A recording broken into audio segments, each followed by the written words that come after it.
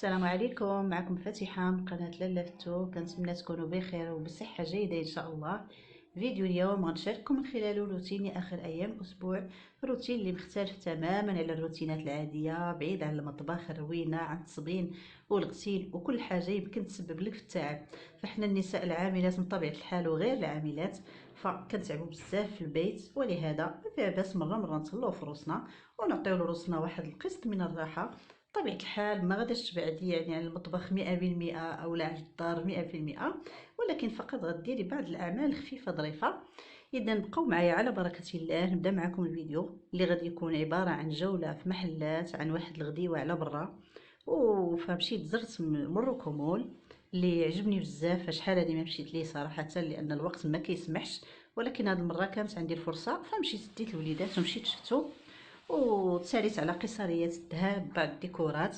اذا بقاو معايا الى اخر الفيديو وكنتمنى الفيديو ينال اعجابكم.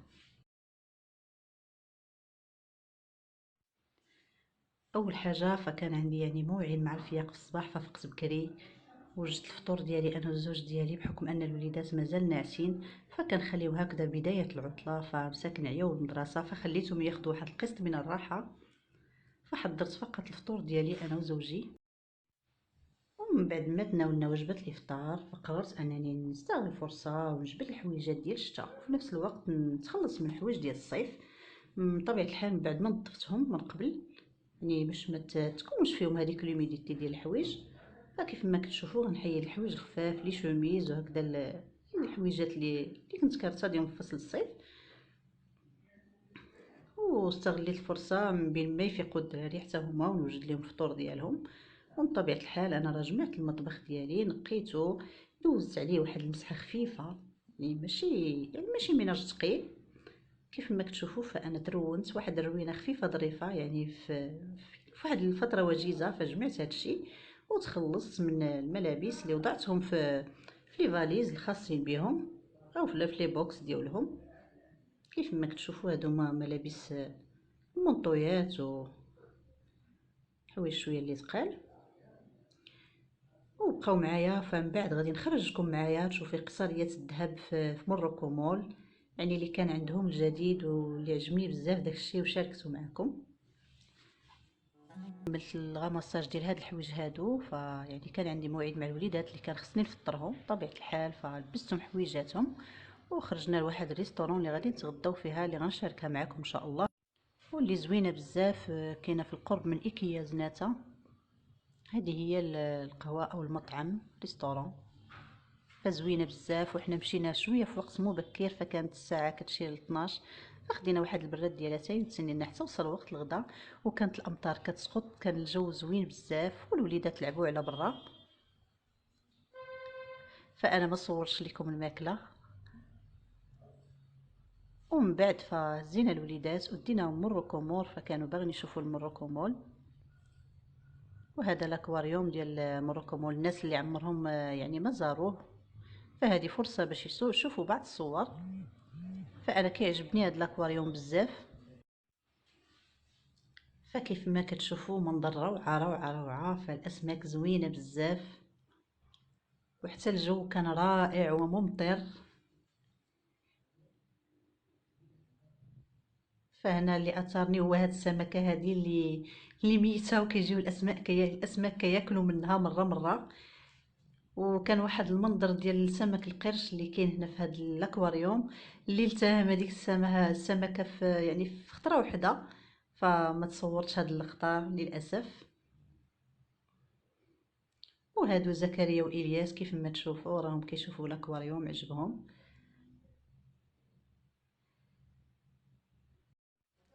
وهذه صور من المغازان ديال ليان اندوان، المحل اللي مختص ببيع المكياج وكل ما يخص المرأة والرجال من عطور مكياج. كيف ما تشوفوا هاد البليغات عجبوني بزاف. غندير لكم واحد الجولة خفيفة هنا. كيبيع ماركات عالمية مشهورة، ولكن للأسف الأثمنة شوية مرتفعة، يعني ماشي في المستطاع أو في القدرة الشرائية ديال أي واحد.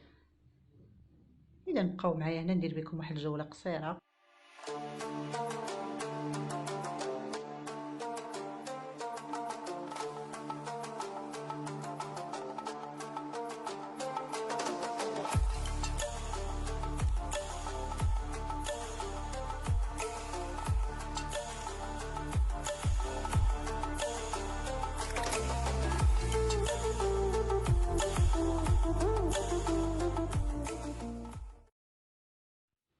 وكذلك حبيت انني نشارك معكم هاد البار ديال اتاي او دار مولاتاي، فرائع بزاف، واللي كاينه الصراحه في الريتشوسي وفي الدوزيام وفي البروميير ايطاج.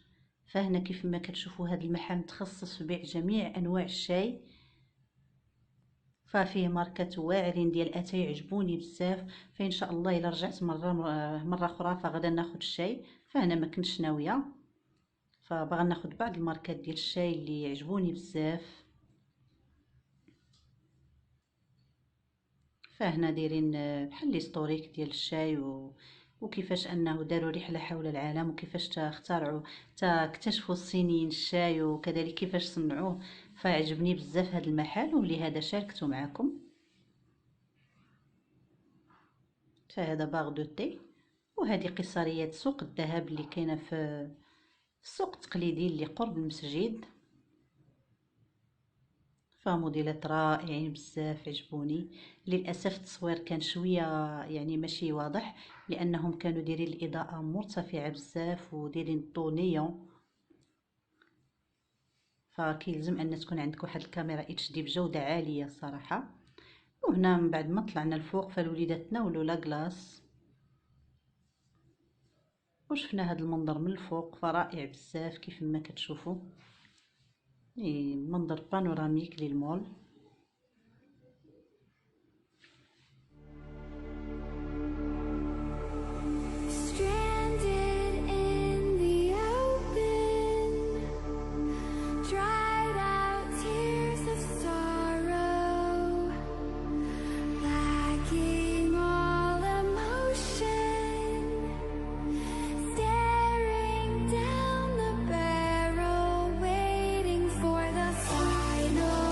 غنشارك معكم واحد الجولة في لا ميزون ميرو هوم، خاصة بالديكورات والأثاث وكل ما يخص البيت. إذا غنخليكم مع هاد الصور.